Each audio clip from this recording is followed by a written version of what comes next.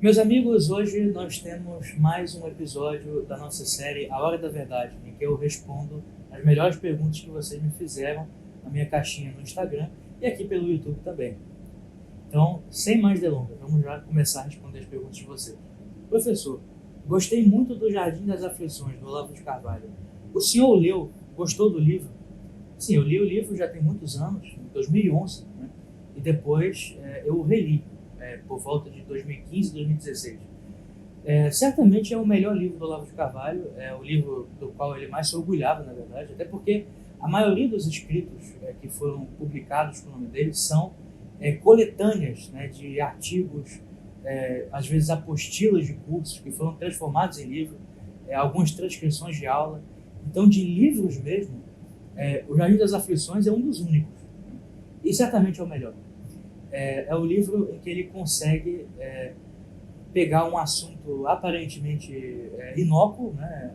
As palestras do José Américo Mota Peçanha, que já está completamente esquecido, sobre Epicuro, e a partir do modelo dele, né, de círculos concêntricos, que o Bruno Tolentino até comparou às sinfonias de Jan Sibelius, né, compositor finlandês, ele vai mostrando o que existe por trás disso e ampliando, né, o horizonte das investigações a respeito desse assunto aparentemente banal.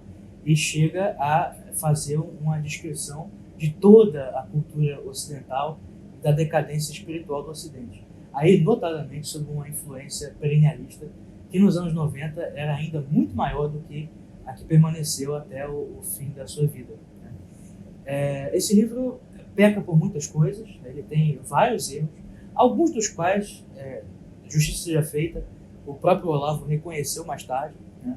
Na última edição de Jardim das Aflições, ele chega a fazer um pós-fácil, no qual ele corrige a sua teoria do império, né? Que nos anos 90, quando o livro foi escrito, em 95, né?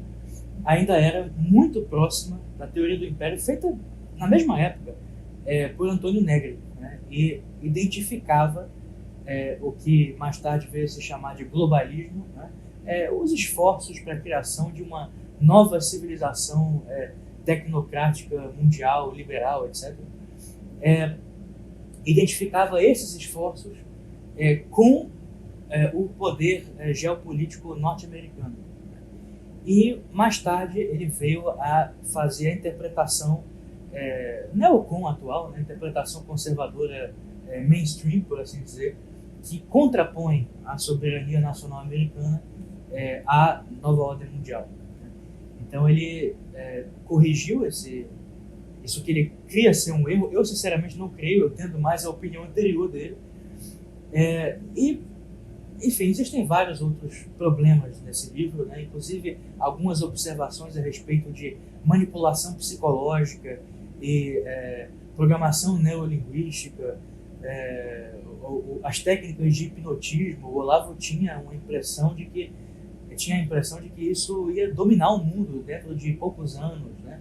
Ele chega a falar no grupo dos hipnoladri na Itália, né, que eram ladrões, né, hipnotistas, pessoas que hipnotizavam as suas vítimas na rua e faziam elas entregarem o dinheiro, né, para eles. Depois eles iam embora e a pessoa nem sabia que tinha entregado todo o seu dinheiro para um bandido, né?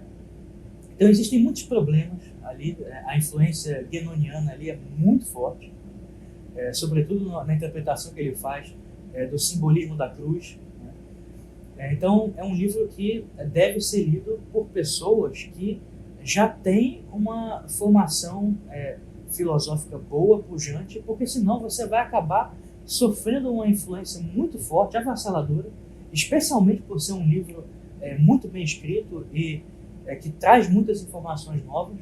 Então eu sinceramente não recomendo esse livro para qualquer estudante. Eu acho que a pessoa deve ter um pouquinho de cuidado, né? Eu costumo ter uma orientação, adotar uma orientação com vocês aqui oposta, né? De ser um pouco mais liberal, por assim dizer, em relação às leituras, mas eu acho que nesse caso tenham um pouco de cuidado, né? Ou pelo menos não leiam essas obras como se vocês estivessem tendo contato com uma espécie de revelação, né? mas saibam que isso são as ideias de um pensador que, por mais que interessante, que tenha de fato tido uma cultura, alcançado uma cultura impressionante, fez alguns diagnósticos bastante equivocados, né? Então, é uma leitura a ser feita com um certo cuidado, mas certamente é o melhor livro do Olavo de Carvalho, né? Eu espero comentar melhor a obra do Olavo no futuro, né? Eu acho que vídeos no YouTube não são o melhor modelo para fazer isso, né? E, sinceramente, eu não só não faria justiça ao autor, como também não teria espaço para fazer algumas críticas que merecem uma análise mais aprofundada. Segunda pergunta: ser muito rico é errado? Exemplo, alguém com milhões em cash esperando para comprar mais ações. Não, claro que ser muito rico não é errado, até porque muitas pessoas já nascem dentro da elite financeira. Uma pessoa é rica, ela nem moveu um dedo para isso. Pessoas que nascem em famílias, não só da antiga nobreza, mas também famílias burguesas muito ricas, famílias de grandes investidores, de banqueiros. Essa pessoa não fez nada para ser rica, né? E, aliás, nós temos também que abandonar um pouco essa visão, que eu não diria sequer que é por influência marxista, mas é um certo preconceito que existe nos meios católicos contra a riqueza em si, né? A riqueza é um bem, né? Existem certos indivíduos que não devem ser ricos, porque eles têm uma tendência à ostentação, ao prazer desmedido, à busca do luxo e às dissipações. São pessoas que vão também se afundar na ambição financeira. Então não é para todas as pessoas, mas indivíduos, por exemplo, que têm um caráter mais empreendedor, né? O empresário, uma pessoa que produz riquezas para a sociedade, ela deve buscar ser rica, né? Não pelo dinheiro em si, mas pelo bem que esse dinheiro pode trazer.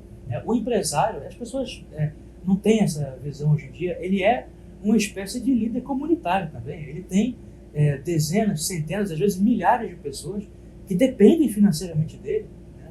Os seus funcionários, os seus empregados. Ele fornece produtos à sociedade. Então essa pessoa precisa produzir riqueza, mas não é para si, né? Você não pode ter uma postura fetichista em relação ao dinheiro, porque aí você cai no culto de Mamon, né? É o que Cristo disse: não se pode servir a dois senhores, né? Ou a Deus ou ao dinheiro, ou Deus ou Mamon. Então, se você tem uma postura fetichista em relação ao dinheiro, se você busca a riqueza para usufruir do luxo, né, que ele pode proporcionar, então você não pode ser rico, né? Mas pessoas que têm muito dinheiro, elas devem ter cuidado com isso, né? Elas devem buscar fazer um bom uso do seu dinheiro. As riquezas, né, não é apenas a riqueza financeira, né? As riquezas são coisas muito boas, né? Muitas delas são um dom de Deus. Uma catedral ricamente ornada é muito melhor do que uma simples, uma pobre. Por mais que a simplicidade possa, em certo contexto, expressar a pobreza, a simplicidade evangélica, a riqueza de uma bela igreja expressa certas realidades metafísicas e espirituais de maneira muito superior, né?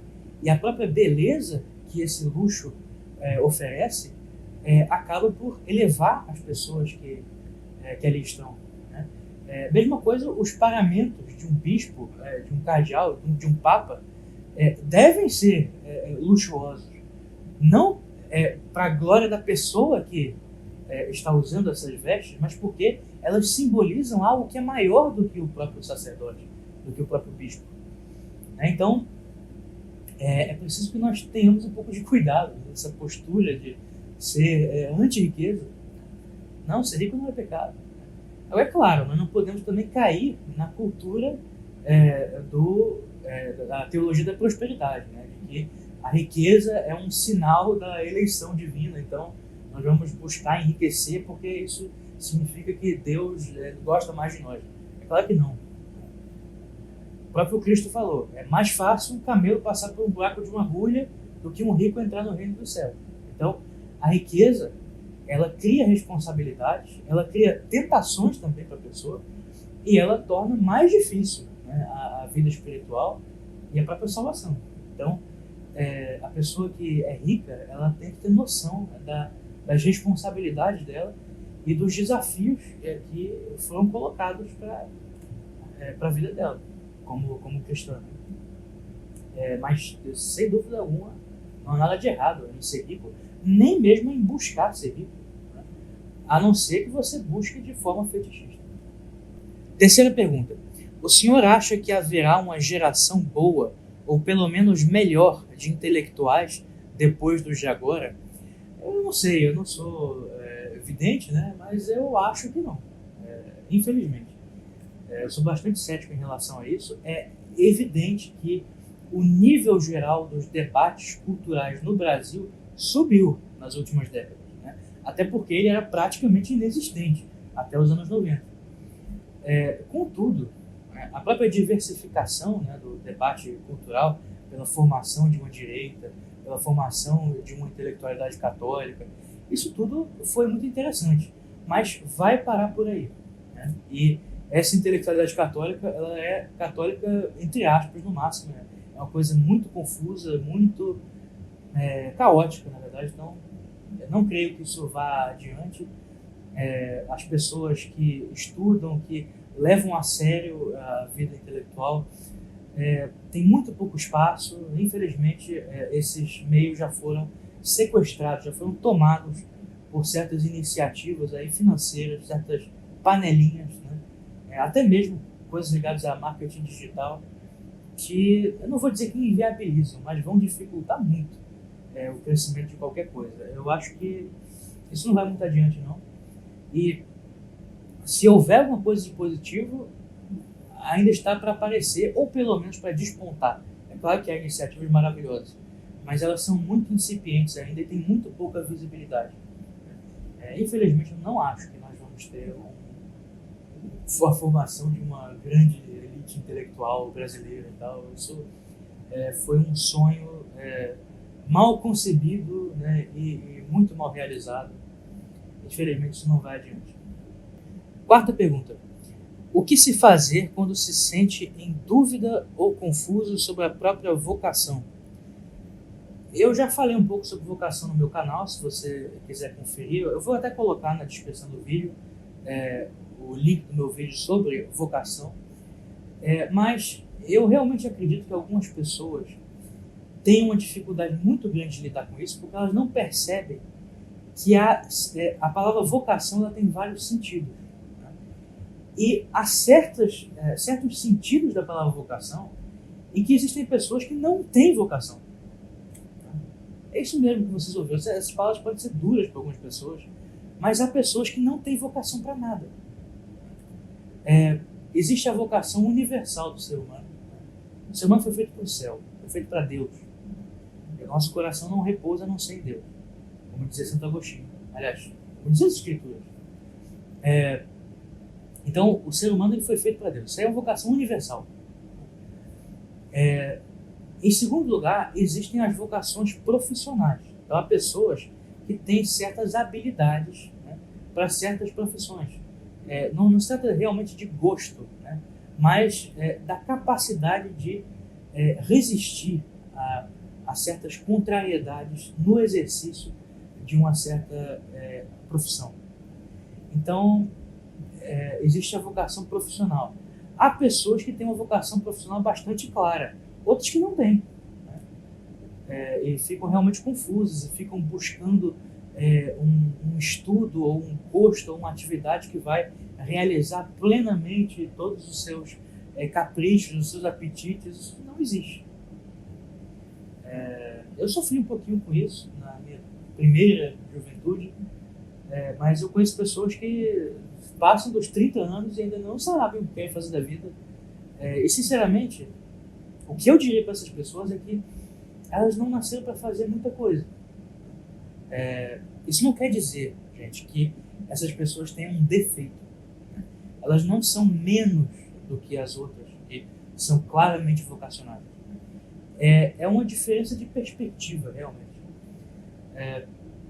Existem pessoas que, além da vocação profissional, têm uma vocação pessoal, que exercem a profissão de modo meramente mecânico, e que fora isso tem uma vocação especial, ou para os estudos, ou então para alguma arte, ou então, não sei, para qualquer coisa. E que não corresponde à profissão que elas exercem. Não é o ganha-pão delas, mas é algo que elas fazem de todo o coração. Né? A vocação pessoal é algo que geralmente aparece bastante cedo. Então, se você, desde a adolescência, no máximo até os 20 e poucos anos, não percebeu nenhuma vocação, é provável que você não tenha nenhuma vocação especial, e tudo bem com isso. Isso não é o fim do mundo. Não se sinta inferior por causa disso. Algumas pessoas, elas acham que a vocação precisa preencher alguma coisa delas. Não precisa. Né? Você já tem a vocação universal de todo ser humano. Deus, nós temos todos que caminhar na mesma direção. Algumas pessoas devem caminhar nessa direção por meio do exercício de alguma profissão, outras pelo exercício de alguma atividade especial que não corresponde exatamente a nenhuma atividade profissional consagrada naquela sociedade. Né? Também tem isso. Há pessoas que têm uma vocação clara, mas essa vocação sequer existe na sociedade delas. Né? Vocês podem imaginar o que era a vocação de um engenheiro, né? Uma pessoa com vocação técnica, sei lá, na antiguidade. Essa pessoa não ia realizar plenamente a sua vocação. Ela podia, né, trabalhar em outras atividades análogas, parecidas, mas ela não queria realizar plenamente aquilo. Por quê? Porque aquela atividade não existia. Né? Então também tem esse problema. Mas eu acho que as pessoas sofrem excessivamente com esse problema. A maioria das vezes a sua vocação vai estar bastante clara. Não se preocupe muito com isso. 5. O senhor considera o gênero policial como subliteratura? Fundamentalmente sim.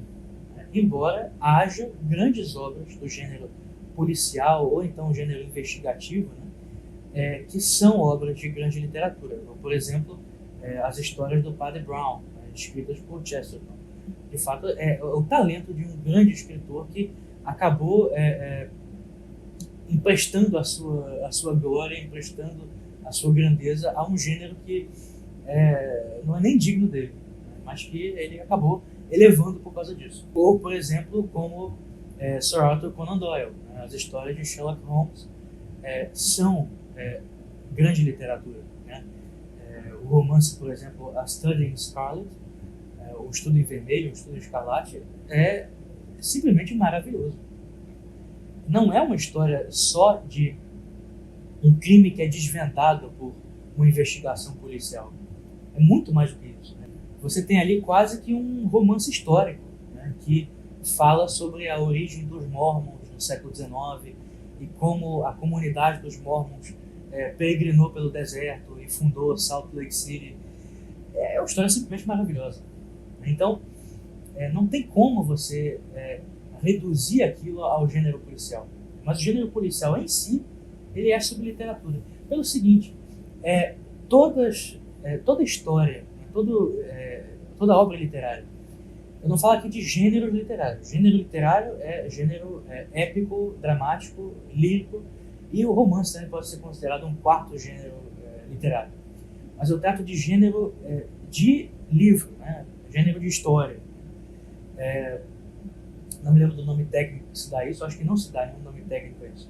Mas quando essas histórias são muito setorizadas, significa que elas buscam atender a um interesse de tipo comercial e algo fetichista por parte do público. Né? O público, são os aficionados, são pessoas que só querem saber de certo tipo de assunto. Então não são pessoas que consomem grande literatura. Né? Elas gostam de consumir essas besteirinhas. Né? Então, por exemplo, histórias policiais, de investigação de crimes. Agatha Christie, por exemplo, eu não considero Agatha Christie grande literatura. Né? Eu acho que ela escrevesse muito bem. Né? E eu já li várias histórias dela, são histórias interessantes, mas é só a investigação do crime. Não existe ali uma grande escritora por trás daquilo. Uma escritora medíocre. Por isso também a profusão de história. Né? Ela escrevia muito. Por quê? Porque era muito rápido para escrever aquilo. Você não tem nenhuma reflexão profunda, não tem nenhuma experiência humana condensada ali, não tem grandes recursos literários, não tem nada.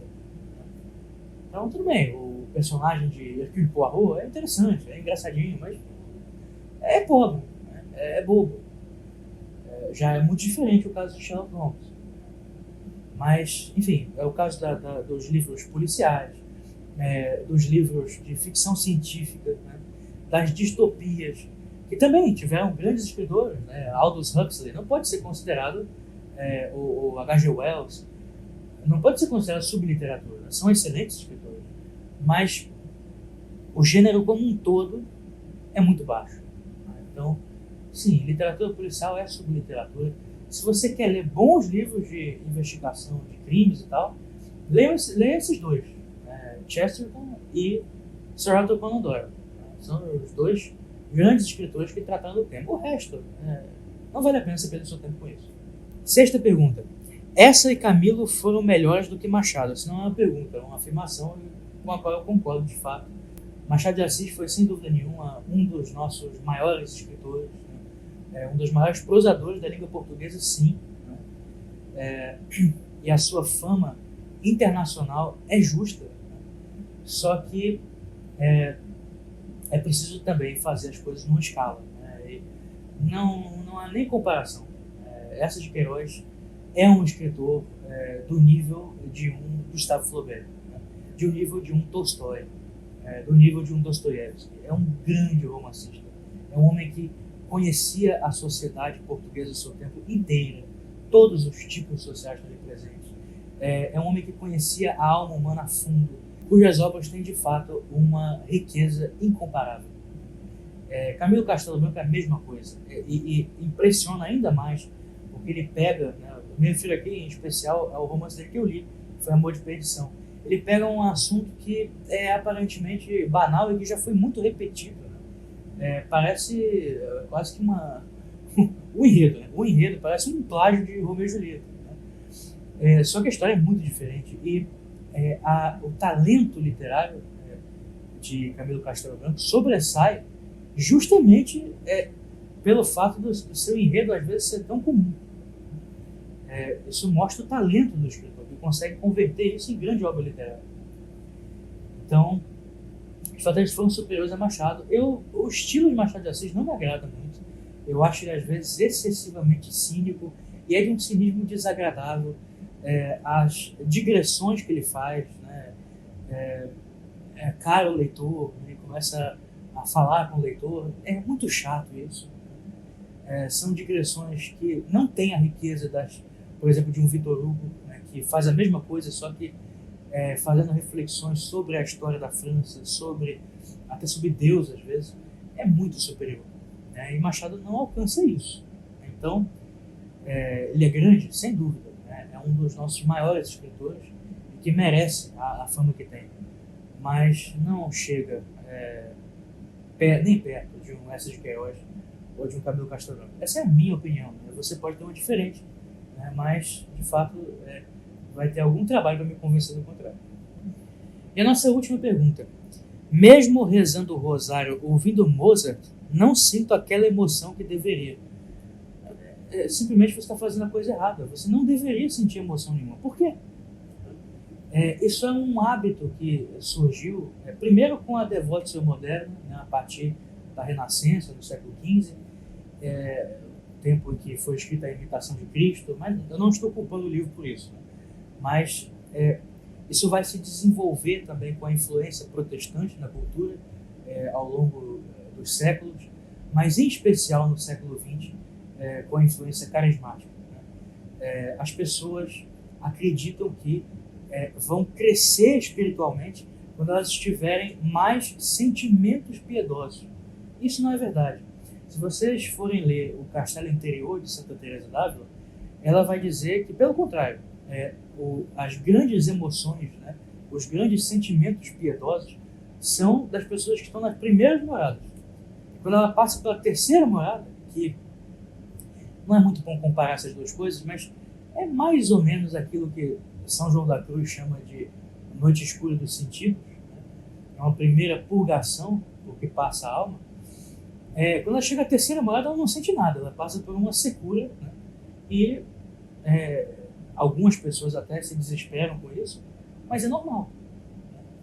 E depois ela vai começar a manifestar de forma mais clara, de forma mais patente, os dons do Espírito Santo. Não significa que ela vai sentir as coisas. Quem tem muitas emoções, na verdade, está estéril. Então, é perfeitamente normal, né, que a pessoa reze sem ter grandes sentimentos. Às vezes eles vêm, né, em momentos de grande emoção, quando a pessoa recebe uma graça de Deus, ou então quando ela está vivendo um momento de sofrimento. É normal que você, quando está diante de Deus, você se emocione mais. Há aqueles momentos também de grande luminosidade, em que tudo parece fazer sentido, e que você começa também a entender, a fazer certas pontes, né? Mesmo que isso seja só algo mental mesmo da sua cabeça, mas às vezes é objetivo, que você começa a perceber a ligação entre várias coisas, e você passa a compreender a fé num sentido mais profundo, né? Começa a entender também certos símbolos e a maneira como eles se relacionam, e qual a riqueza da revelação. Às vezes, até no próprio momento de oração, a sua consciência se expande nesse sentido. Isso acontece com muitas pessoas. Mas não é a regra, não é o normal. O normal mesmo, né, o dia a dia da vida de oração, é você não sentir nada, né? Você se coloca na presença de Deus, mas você não sente a presença de Deus, você não sente nada. Você, se você não tiver fé, você vai achar que está falando para as paredes. Isso é normal, né? Não busque ter sentimentos, né? Isso não vai aprimorar a sua vida espiritual. Aliás, não reze ouvindo música, porque a música te distrai, principalmente uma música tão elaborada e tão complexa como a música erudita, em especial de Mozart. Ela deve ser apreciada no momento em que você não está fazendo mais nada. Eu não gosto, gente, desse negócio de ouvir música para rezar, ouvir música para estudar, ouvir música, você não está fazendo mais nada, você está ouvindo música. Se a música tem uma outra finalidade, é porque essa música está meio pobre. Ela vira um excitante. Então é uma música que não tem realmente uma riqueza e não é digna de ser fluida. Então, não faça isso. E não se preocupe também com o que você está sentindo.